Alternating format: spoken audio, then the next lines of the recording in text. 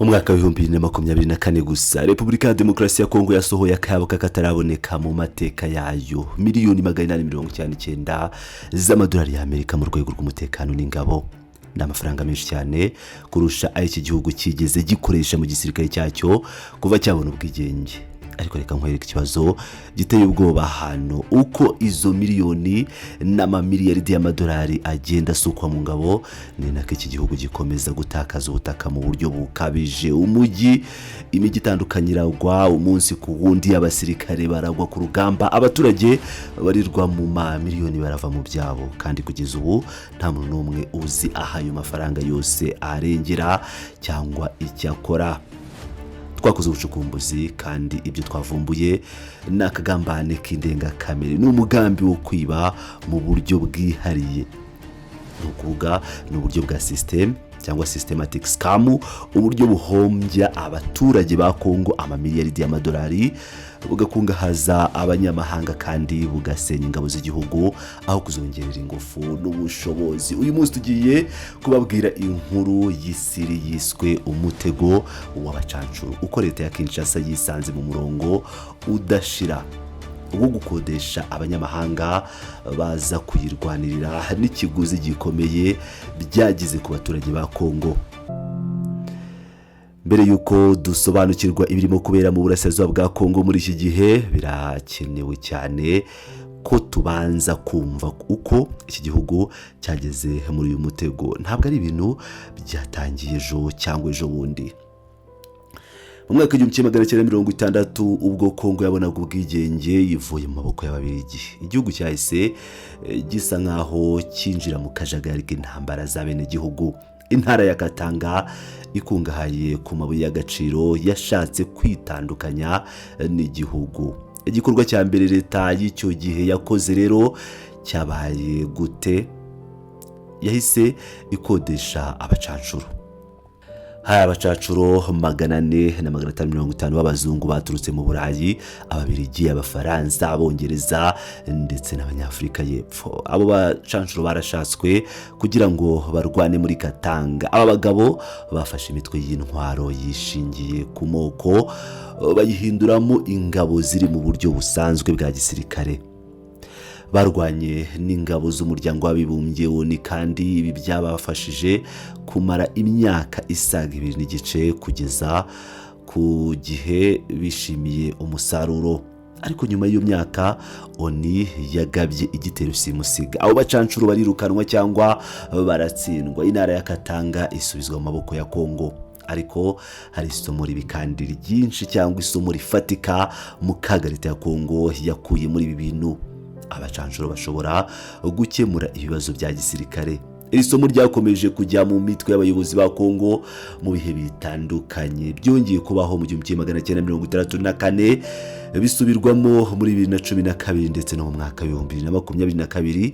Byongeye kubyutsa umutwe. Uretse uko bakoreshaga umusaruro wabaga ari umwe, akayabo k'amafaranga menshi cyane yarasohokaga, ariko umusaruro ukaba muke cyangwa ukaba iyanga. Amateka yerekana ko abacancuro batabaho ngo batsinde intambara burundu, babaho ngo intambara ikomeze kuko ari ryo soko ry'ibyo barya. Ariko ibiri kuba muri iyi myaka ya vuba byo birenze niyo ntero yo mu mateka. Biri ku rwego rwo hejuru cyane ku buryo nta muntu n'umwe wari warabyiteze. Reka turebe imibare ikomeye. Mu mwaka wa 2022 ingengo y'imari ya Kongo mu by'umutekano n'ingabo yari miliyoni 378 z'amadolari. Ni amafaranga menshi ku gihugu gisanzwe mu bibazo by'ubukungu. Ariko mu mwaka wakurikiyeho muri 2023 uyu mubare waratumbagiye mu buryo butangaje, ugera kuri miliyoni 794 z'amadolari. Ubwo no kuvuga izamuka ry'5% mu mwaka umwe gusa mu rwego rw'isi yose. Iri niryo zamuka rya mbere ryabayeho mu ngingo y'imari ya gisirikare muri uwo mwaka. Muri 2024 byageze ku kigero gikomeye cyane twababwiye mu ntangiriro cya miliyoni 899 z'amadolari. Ariko se iyi mari yose iva he ikarenga ubundi ijya hehe? muri ziriya miliyoni zose agera kuri miliyoni 400 kugeza kuri 500 z'amadolari yatanzwe gusa mu kwishyura abacancuro n'ingabo z'amahanga zaje kunganira leta ya Kinshasa. Uko niko byagenze. Mbere na mbere hagiyeho Abanyaromaniya, ngo murabyibuka neza cyane, hasi mu masezerano azana abacancuro b'Abanyaromaniya hagati ya 800 n'igihumbi. Abanyamahanga bakaba barakoreshejwe bashakwa nyine kugira ngo babone hakoreshejwe amatsinda ya WhatsApp, za groupe za WhatsApp kugira ngo babone aba bacancuro b'Abanyaromaniya. Buri muntu umwe muri bo yahembwaga amadolari ari hagati y'ibihumbi 5 n'ibihumbi 8 ku kwezi, no kuvuga hagati ya miliyoni 6 na miliyoni 10 z'amanyarwanda ku kwezi ku musirikare umwe w'umucancuro. Mu gihe ibyo byabaga umusirikare usanzwe w'igihugu wa FARDC, iyo yagize amahirwe cyane akaba yarahembwaga amadolari atarenga 100 ku kwezi, ari munsi y'ibihumbi 150 by'amanyarwanda. Mu byumvise neza, abacancuro b'Abanyaromaniya bahembwaga inshuro ziri hagati ya 50 na 80 zirenga ku mushahara w'umusirikare w'umunyekongo warwaniriraga igihugu cye. Ariko ntibyagarukiyeho, haje n'ingabo z'Abarundi, ababo boherejwe ari abasirikare bagera ku bihumbi 20. Amasezerano yavugaga ko buri musirikare w'umurundi azagenerwa amadolari 5,000 ku kwezi. Ubwo urabona ko byatwaraga leta ya Kongo akayabo ka miliyoni 100 z'amadolari buri kwezi. Wayateranya rero mu mwaka ugasanga ni miliyari 1 z'amadolari, miliyari 1 na miliyoni 200, ntabwo ari n'igice z'amadolari yatangaga ku ngabo z'u Burundi zonyine. Hakurikiyeho ubutumwa bw'ingabo z'umuryango w'ibihugu bya Afrika y'Amajyepfo SADC cyangwa ubutumwa bwa SAMIDRC, bwari bugizwe n'ingabo 1300 zaturutse muri Afrika y'Epfo, Tanzania n'igihugu cya Malawi. Iki gikorwa cyatwaraga miliyoni 500 z'amadolari ku mwaka. Naho ibyo bidahagije, mu kwezi kwa 4 mu mwaka wa 2025 kabuhariwe mu gukodesha abacancuro ku isi, Eric Prince washinze ikigo kizwi cyane cya Blackwater yasinye amasezerano na leta ya Kongo yo kuyiha umutekano ku giciro cya miliyoni 700 z'amadolari. Uteranyije guhera mu mwaka wa 2022 kugeza 2025, Repubulika ya Demokarasi ya Kongo ikaba yarakoresheje hagati ya miliyoni 5 n'igice z'amadolari y'Amerika mu gukodesha abacancuro ndetse n'ingabo z'ibihugu by'amahanga. Miliyari 5 y'amadolari. Ese mwamuzi icyo amafaranga yakora ariko ntabe agiye mu ntambara? Aya mafaranga yari gukoreshwa mu kubaka amashuri agera ku 500 agezweho mu gihugu cyose. Yari gutanga ubuvuzi ku buntu ku baturage ba Kongo bose barenga miliyoni 100 mu gihe cy'umwaka wose. Yari gufasha mu gutoza, guhemba neza no guha ibikoresho kabuhariwe abasirikare ba FARDC barenga ibihumbi 500 bagahinduka ingabo z'umwuga.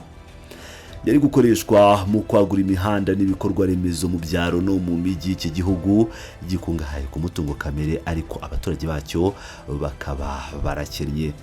Sibyo gusa, ugiye mu gihugu cy'u Rwanda yakubaka ibibuga by'indege. Igihugu cy'indege cya Bugesera bigera hafi 3 cyangwa 2 birenga. Ni igihugu cy'indege cyangwa n'umushinga ukomeye cyane u Rwanda ruri kubaka.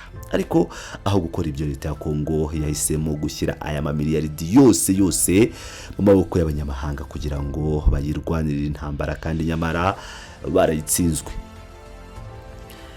Reka dufata urugero rumwe rufatika rwerekana ikinamico yose. Abanyaromaniya, hano niho hubakiye inkuru yose y'iki kinyoma.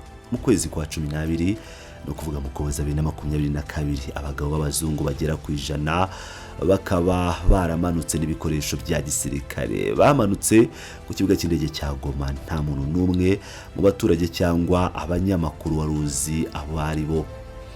Itangazamakuru ryatangiye gukeka ibyari byo. Ese waba uri umutwe cyangwa yaba ari umutwe wa Wagner w'Abarusiya waje kunganira FARDC?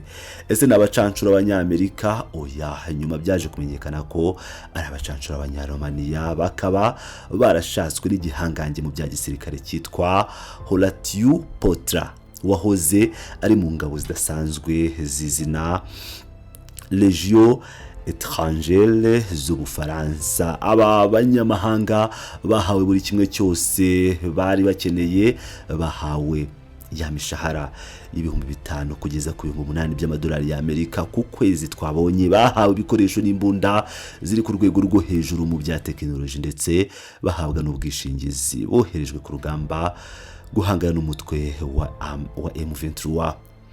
Mu gihe cy'imyaka 2 yose abanyaromaniya bakaba barerekanwaga nk'abacunguzi, nk'igisubizo cya nyuma ku bibazo bya gisirikare bya Kongo. Leta yarabirataga ibereka abaturage ko ikibazo cyakemutse.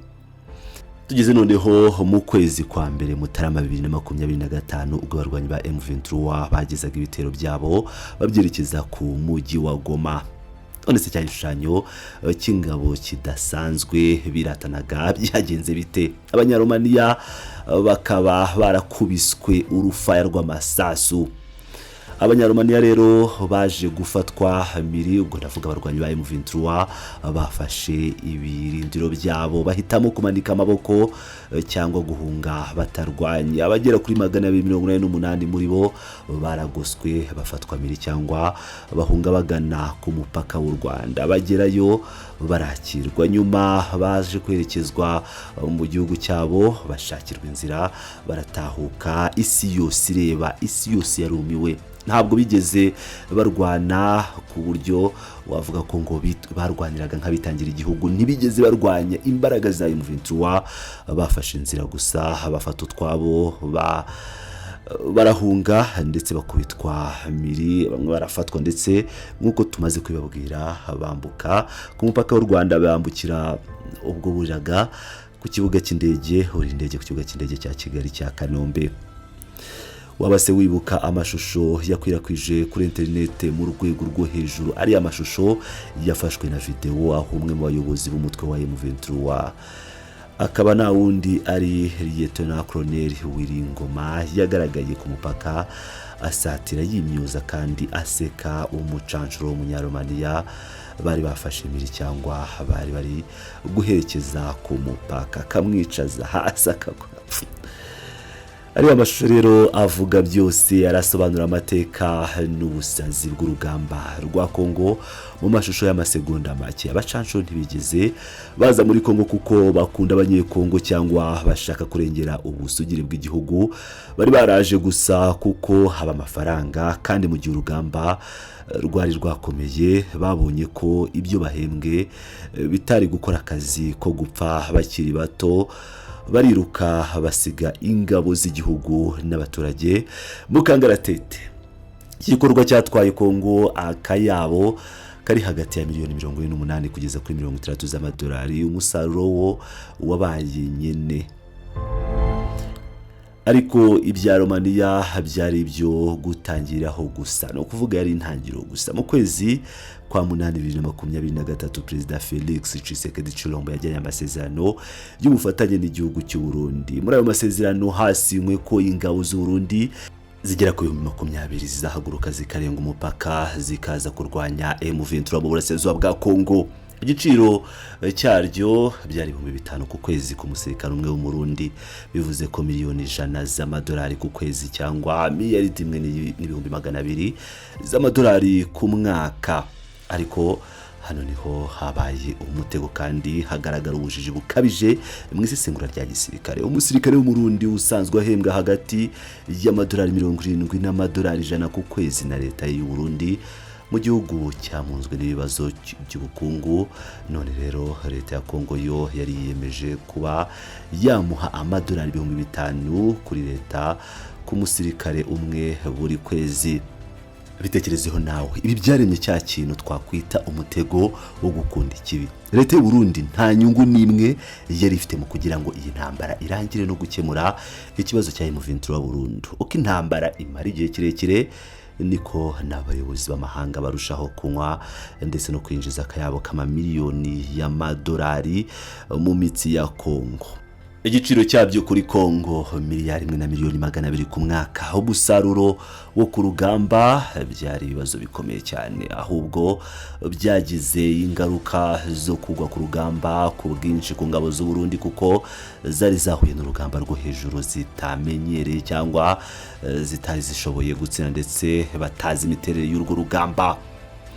Ushobora kuba usigaye wibaza iki kibazo mu mutima wawe, niba koko bigaragara ko abacancuro na ziriya ngabo z'amahanga ntacyo bitanga ku rugamba, kuki leta ya Kongo ikomeza gukubakodesha ikabashoraho amamiliyari buri mwaka? Igisubizo kiroroshye ariko giteye agahinda: ruswa cyangwa corruption. Iyo ukoresheje abacancuro n'ibigo byigenga by'umutekano, ibyo bita private military companies, ubufunguye urugi rukomeye cyane rubi rw'imicungire y'imari y'igihugu, aho amafaranga ayoyokera mu mwijima cyangwa anyirizwa mu buryo budasanzwe bidasabye ubukangurambaga bwo kwamamaza. Dore uko bikora: ibigo by'abacancuro bisinya amasezerano y'ibanga n'abayobozi ba Kongo kugira ngo babone ari amasezerano y'amamiliyari cyangwa miliyoni y'amadolari. Batanga gusa cya kintu bita ruswa yo kugira ngo babahe icyo kiraka, no kuvuga ni ruswa baha abajenerali mu ngabo za Kongo ndetse no ku banyapolitike bakomeye kugira ngo batange ari amasezerano. Abanyapolitike rero bo binjiza akayabo mu mitsi yabo binyuze mu gukura mo commissions, no kuvuga za komisiyo, naho abakomisiyoneri n'abahuza aba intermediaries nabo bakaba bacuranwa ibifaranga ku muhanda muremure wa rya sezerano. Mu magambo ahinnye, n'ubucuruzi bwinjiza akayabo ku bayobozi bakuru bari Kinshasa ndetse n'ingabo z'abo banyamahanga ku mpande zombi. Ariko ibyo ku rugamba abasirikare babona bikaba imfauza cyangwa udufaranga duke cyane, ni ukuvuga ni nko dutonyanga tuba turi kugwa mu nyanja y'amafaranga. Mu gihe ibyo byose birimo koga amamiliyoni, reka tugaruke ku byigaho gato k'umusirikare usanzwe, umusirikare w'umunyekongo wo muri FARDC. Uyu musirikare akaba afite ibibazo bikomeye cyane. Twavuga ko yafatiwe ibihano bitazwi, ahamara amezi 3, 4 kugera kuri 6 atarabona umushahara we w'ukwezi. Umuvugizi wumvise neza ba basirikare barwanira igihugu cyabo barara rwanambi, yagize amahirwe yo kubona umushahara we. Uwo mushahara uri hagati y'amadolari 70 n'amadolari 100 gusa. Ari ku rugamba, uyu musirikare wa FARDC nta bikoresho bya gisirikare aba afite bihagije, nta kintu na kimwe cyangwa imyenda aba yambaye ihagije. Ngira ngo mwarabibonye ku bijyanye n'inkweto za gisirikare, abenshi abiyambariye za suppress cyangwa bote, na bote kuzibona ni ikibazo. Nta biryo babona ku buryo byabageraho ku gihe, nta n'amasasa ahagije baba bafite mu ntwaro zabo za magazinzi. Hanyuma tekereza niba mu gihe urugamba rukomeye uyu musirikare wo muri Repubulika ya Demokarasi ya Kongo muri FARDC ubayeho ubuzima bumeze gutya, abona umucancuro, abona akayabo k'amadolari 8,000 ku kwezi, no kuvuga n'akayabo karenga miliyoni 10 z'amafaranga y'u Rwanda ku kwezi, akaba abona imodoka z'akataraboneka, afite ibikoresho bigezweho kandi bihenze. Nyamara wa musirikare wakabaye ugira icyo atanga cyangwa wakabaye ahabwa buri kimwe cyose, akaba ari we ukomeje gupfira ku rugamba, abo 8,000 cyangwa akiruka agasiga intambara. Ese waruzi ingaruka z'ibyo bintu mu mutwe w'umusirikare? Waruzi ko ibyo birema umwete no gukunda igihugu? Oya, habe na gato. Birema inzangano n'inzika mu mutima w'umusirikare. Ibi bituma abasirikare benshi ba FARDC batinya cyangwa bagahara urugamba, bagatoroka ingabo. Ibi nibyo byibutsa ubujura n'ubugizi bwa nabi mu basirikare bakimara kubona inzara ibariye. Byanze bikunze umusirikare ufite inzara n'imbunda asobanukirwa ko ibintu byacitse, atangira kwiba abaturage, kubanyaga utwabo, gufata abagore ku ngufu no gukora ibindi byaha byibasiye inyoko muntu ku baturage yagombaga kuba arinda gusa. igiteye agahinda kandi kibabaje, umusirikare atangira kugurisha amasasu n'imbunda ze ku mitwe y'inyeshyamba nka M23, FDLR cyangwa za Wazalendo, ngo ndavuga abamayimayi, kugira ngo abone ibyo kugaburira umuryango we. Hano niho ingabo zose cyangwa system ya gisirikare ihita isenyuka cyangwa igahita iguma hasi burundu, igisirikare kikaba cyarasenyutse mu buryo bufatika. Iki nicyo twita umutego w'abacanshuro cyangwa se the mercenary trap. Ikintu cya mbere, uko usunika akayabo k'amamiliyari mu gukodesha abacanshuro, niko ucogoza usenya hasi, no kuvuga ushyira hasi ingabo zawe z'igihugu binyuze mu kubambura ibyo bari bakwiye no kwinginga ko barwana ku buntu. Cya kabiri, ko ingabo zawe zicogora cyangwa zinanirwa ku rugamba, niko ukomeza kumva ufite ikibazo no gukenera abandi bacanshuro benshi ngo bagufashe. Ibyo bita nko kubatwa n'abacanshuro cyangwa addiction y'abacanshuro. Cya gatatu, nuko ukomeza gukenera abacanshuro n'ingabo z'amahanga zigerwaho n'amasezerano adasobanutse, niko imikoranire ya ruswa isimbuka igera ku rwego rwo hejuru hagati y'abanyapolitiki ndetse n'abajenerali.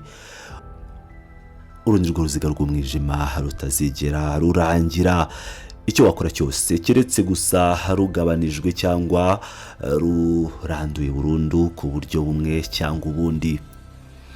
Nshuti bavandimwe, rero tugeze ku gice cya nyuma cy'ubucukumbuzi bwanjye bwihariye. Nyuma yo gutakaza akayabo ka miliyari 5 z'amadolari n'ibisubizo byabaye zero nyuma y'ihungabana ry'igihugu, ese uyu mutego twawuvuga iki cyangwa Kongo izawuvamo bigenze bite? Ese wacika? Umenye ko hano nta bukoroni buhari, nta byago byamaji cyangwa magic bishobora kuza kuba byarandura iyi ntambara ya Kongo. Nkuko imvura ishobora kumanuka mu kirere, hano hari inzira ebyiri zonyine zishingiro mu byo twakwita isesengura rya gisirikare n'ubufatanye. Bavandimwe, nyuma yo kubona ubucukumbuzi n'ukuna akayabo k'amamiliyari n'amamiliyoni kayoyotse mu mitsi ya Kongo ntacyo kamariye abaturage, reka tugaruke ku ngingo y'ingenzi cyane. Ese uyu mutego w'abacanshuro n'ubucuruzi bw'intambara byacika bite?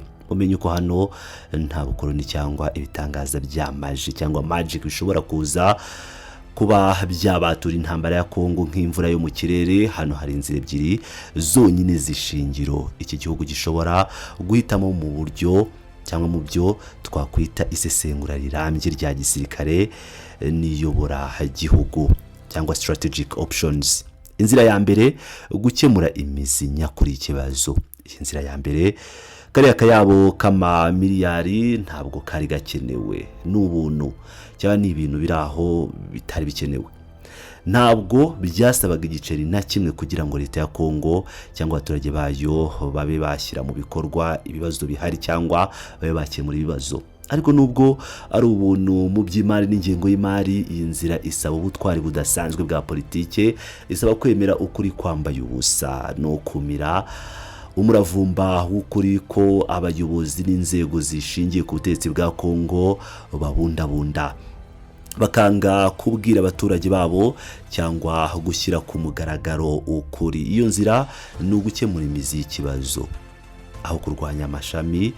Birakwiye kumvikana kandi bigashyirwa mu mutwe ko intambara yo mu burasirazuba bwa Kongo cyangwa muri Repubulika ya Demokarasi ya Kongo yose muri rusange si impanuka yabaye ngituruke mu kirere, sakaga kaje kugwa nyine nk'impanuka mu ijoro rimwe, ahubwo iyi ntambara yahinduwe kandi igirwa ubucuruzi bukomeye kandi bw'uruganda rutwara akayabo k'amafaranga cyangwa money making machine.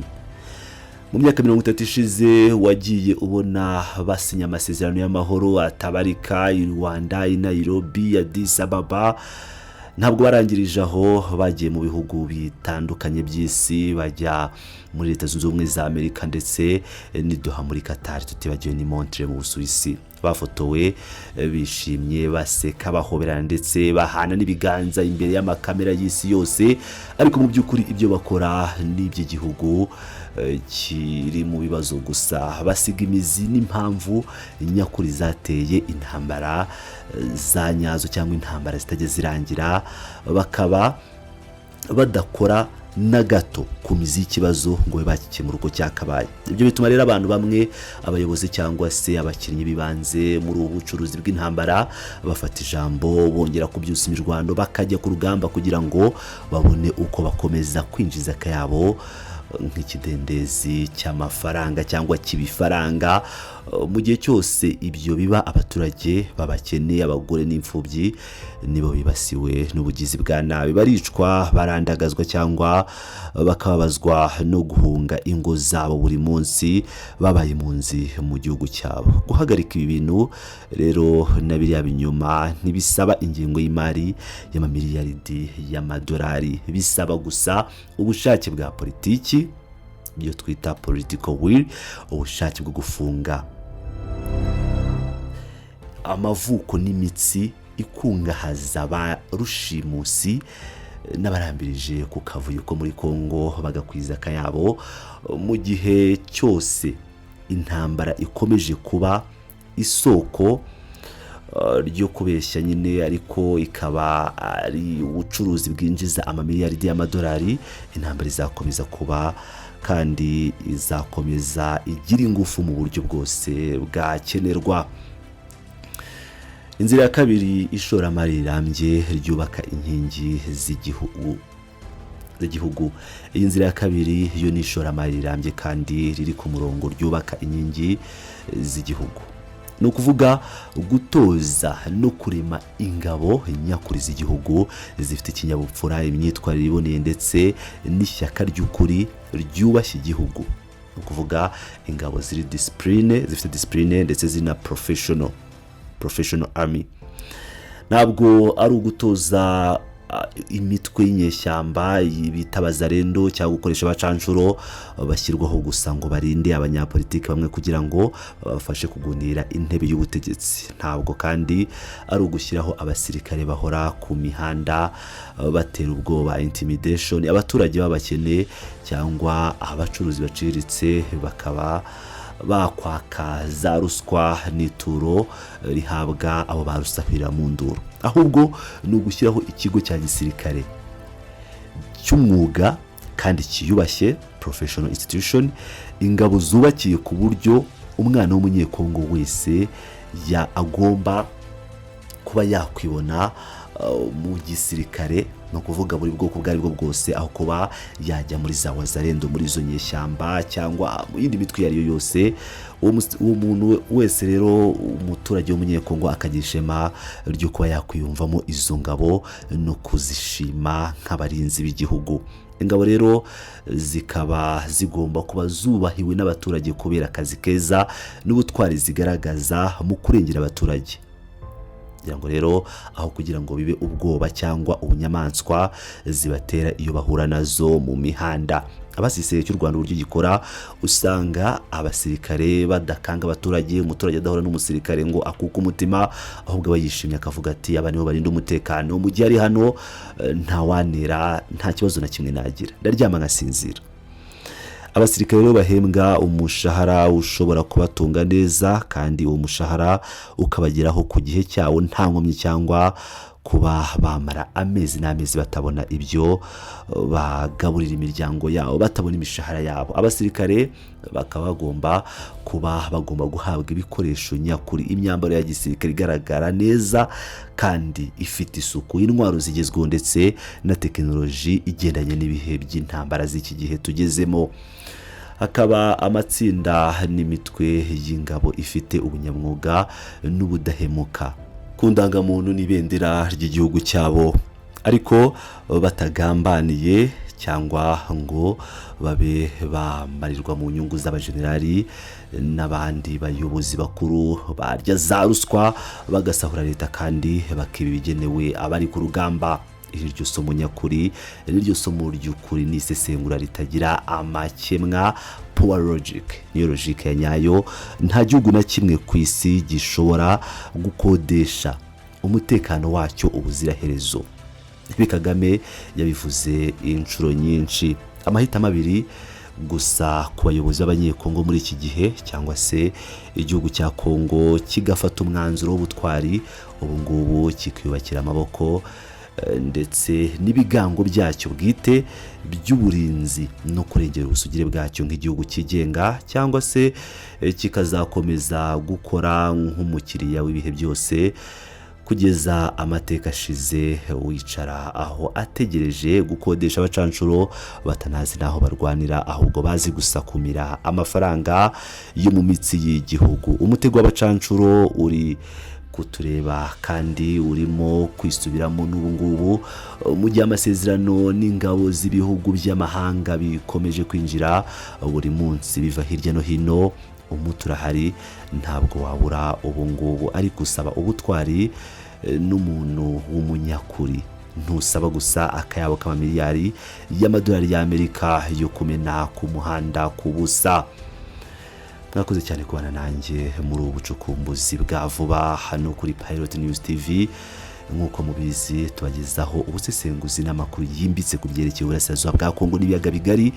Nibiye video igushimishije cyangwa igize bimwe kongerera kumenye kwikinamico y'intambara ya Kongo, nibegerwe gukanda like, gukora subscribe kandi usangiza iyi video inshuti zawe ku mbuga nkoranyambaga zose kugira ngo aya makuru agere ku bandi bose bamenye ukuri kwisha inyuma y'ibyo tubona. Ese wowe urabyumva ute? Ese urabona Kongo izashobora igihe cyose gufata umwanzuro wo kwiyubakira ingabo zayo zikomeye, cyangwa ubona intambara izakomeza kuba ubucuruzi kugeza ku gihe kitazwi? Muduhe igitekerezo cyanyu ahabugenewe muri comment section down below, ubundi dufatanye kubisesengura. Ndabashimiye, mukomeze kwane nanjye naha mukanya mu yindi nkuru.